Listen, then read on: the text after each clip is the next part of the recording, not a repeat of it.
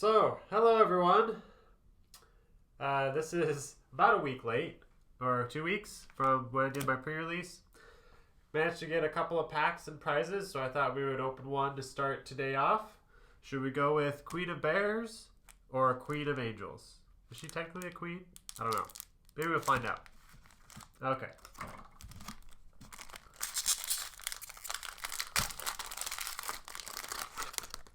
There we go. There's some gas right off the bat. Foil goblin token. Have some nice art. Snow-covered mountain and whoops, psych. Hey, look at that. Oh man, this guy is just blowing up right now. I guess sell would be the right line on this guy, right? Because he's probably gonna get banned, or a crucial piece is gonna get banned. I don't know. Would be speed for commander or something though. So anyways, there's our rare. That's a nice pick.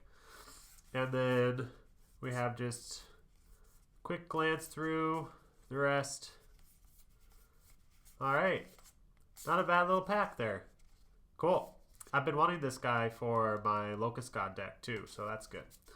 Okay, let's get on with the deck. Okay. So, this is the deck. Not pictured are 8 swamps and 5 islands. I also managed to pull a snow-covered swamp, a snow-covered island, and a lonely sandbar. Love the art on this. Isn't that gorgeous? Really quite happy to pick up any cycling lands. They're nice for commander. So I also got a Tranquil Thicket, even though it wasn't in my colors. Of course, since I went on the pre-release weekend, got the nice Astral Drift promo, so that was pretty fun. Some stuff from the sideboard. We had String of Disappearances, Smiting Helix, Dismantling Blow, Fountain of Ichor. So just some stuff that ended up not quite making the cut, like this guy too, the Smoke Shaper.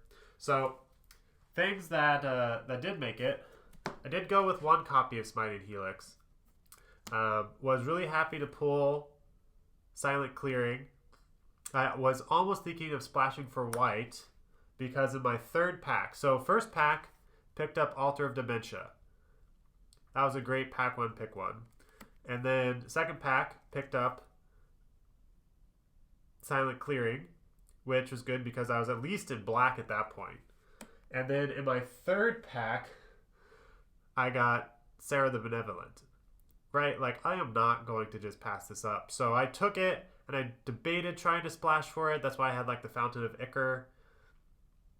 But I just decided the double white wasn't really worth it. Didn't want to have this sitting in my hand, not doing anything, when I could be playing something like a removal spell, or a ninja to draw me a card, or, you know, something. So that didn't work, but the game plan was to have quality creatures that also benefited from things dying, and luckily in black we had some good removal. So I had a Diabolic Edict, which I actually sided in. I realized this wasn't my sideboard. I brought it in against the Slivers player, which was the last round that I played, and beat him pretty handily. Unfortunately, he had the strategy of, I'm an aggressive deck, so I need to swing in all the time. But then he would swing and trade off some of his slivers with, like, maybe my Wart Eye Witch. So then, you know, every sliver has an ability that buffs all of your slivers. So if he loses his slivers, then his overall power level goes down. Whereas, like, I got to trade off and scry 1 and improve my next draw. And it was just a lot more value for me than it was for him. So if you're playing slivers and you haven't before, my recommendation is build up your board before you just start swinging. I mean, I would manage to kill like an Outlast Sliver and I think it was the Cleaving Sliver, which is the one that gives everything, all slivers +2/+0, before he got down his sliver that gave everything first strike. And it's like, if he had played that first and didn't attack, then that would have been much better for him. I would have been totally hosed. So yeah, hold on to your slivers. Don't just rush them into their death for combat. As far as other removal spells, I had Defile. Defile is really nice That killed pretty much anything I wanted to whenever I drew it. Of course, Mob does kill whatever you want, as long as it isn't indestructible or has hexproof. Sloomgar Scavenger, I wasn't terribly impressed with. I saw this card be used in an Alter of Dementia deck during draft, and so I thought it was going to be really good. I just don't think I quite had the right pieces for it. Pondering Mage was great. I loved that guy. He gummed up the ground and helped me improve my draws. This guy, one of the reasons I put him in was because I could get 2 Alter of Dementia activations. Let's go ahead and bring that up again real quick. Here it is. So I never got a mill kill, but this is just so nice anyways when your opponent says, okay, I'm going to kill your, kill your ingenious infiltrator. Right? Here's a mob, it's dead. And you say, well, in response, I'm going to sacrifice it, and you have to put 2 cards from your library, which could be gas, which could be another removal spell or a creature or something. Okay, now it's in your graveyard. Too bad. Now, of course, if it's like an unearth card, they'll be able to get it back, but you'll have to take that risk. So yeah, even though I didn't play a whole lot of ninjas, this card really performed well. Also, since it says whenever a ninja you control deals combat damage to a player, that meant that my Venomous Changeling drew me cards. And I think that was the only Changeling I had. So yeah, Reign of Revelation. This card, awesome art. Love the art. And was a great card draw spell. Later in the game, man, just to get the 2 of the best 3 cards off the top of your library was awesome. And Rank Officer. I also liked Rank Officer a lot. Just a nice kind of value 4-drop at the common level.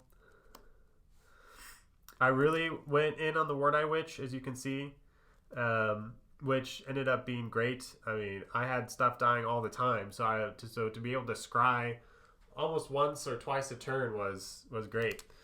Mana War, of course, this card every time. Like when I first saw Mana War in my early Magic days, I thought this card seems like garbage. It's a 2/2 for 3, and it doesn't even destroy their creature. But the tempo you can get from this is just incredible. I remember there was a time where I think I played this, and it was against the Slivers deck. And so I bounced one of his Slivers, his like 5-drop Sliver, back to his hand. And then he was like, okay, he wanted to make an attack, and Mana War was my only untapped creature. So he said, I'm going to kill it. And I said, okay. And then my next turn, I played Unearth and got Mana War back and bounced his 5-drop that he replayed and then swung in for the win. So, like, the tempo is real. It's really awesome. Unearth, of course, great card. Fairy Seer, solid 1-drop, helped me set up my next few turns by scrying 2. Recommend that one. I also really like Watcher for Tomorrow. I'm not sure if this card is any good, but I really like the Hideaway mechanic. And I think it really performed well. If I had anything that blinked, I think it would be better, because then I could get the card back, right? Because when it says when Watcher for Tomorrow leaves the battlefield, put the exiled card into its owner's hand. So I could blink it, it would leave, I get the card, it comes back, I get to select another one. So that would have been nice. Undead Augur was nice because I got something when it or one of my changelings died. Also, it says, let's see. Yeah, the Putrid Goblin is a zombie, so I got a trigger off of that. Putrid Goblin was great because I could sack it twice in a row to Alter of Dementia. And, like, again, with that Slivers player, he was new. He said he didn't really see any of this set before he came, and he doesn't play very much. So I tried to cut him some slack, but he traded off one of his Slivers for a Putrid Goblin, and it's like, yeah, I'll take that trade all day. I get a 1/1 back, and now all your Slivers are less powerful. So that was nice. The Charm was pretty good. Little combat trick. I think there's one time where I used the -1/-1, but that was just kind of a nice little utility card. And yeah, I think that's about all of the deck. These Horizon lands that sacrifice, you can pay one sacrifice to draw a card, really great. I mean, there's a time where I spent maybe 4 life getting mana from this, and then later just sacrificed it into gas and I was able to win the game. So the 1 life for mana really isn't that detrimental. Other than that, that was the deck. Let me know what you think. Let me know what you were playing at the Modern Horizons or any sweet pulls you got, and we'll go on to the second pack opening.